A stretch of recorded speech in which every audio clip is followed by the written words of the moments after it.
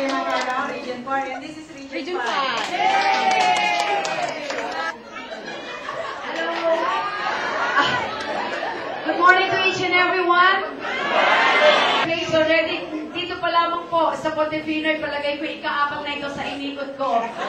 But again, the good thing if I may share with you, lahat po ng inikutan ko ngayong hapon has something to do with my priority programs. And one of them is cooperative. My head here is Ate Celia. Ate Celia Atienza, wala po sa cooperative. At mula po nang ako'y mayor ng lungsod ng Lipa, isa ho sa kaya kong ipagmalaki ay ang pagiging matagumpay po ng aking cooperative program. Because I personally believe, kung meron makakatulong na additional na pang-livelihood o karagumpay na kooperatiba.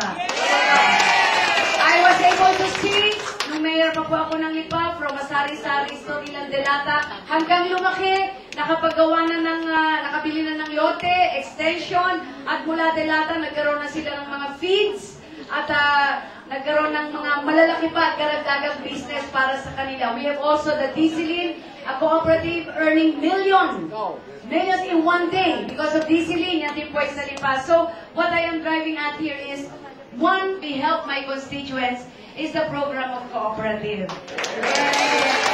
So, keep up the good work. I heard kayo naman ay may konting mga ginagawang 20. And itong inyong pinag-aaralan ngayon yung paggagawa ng mga amendments oh, okay.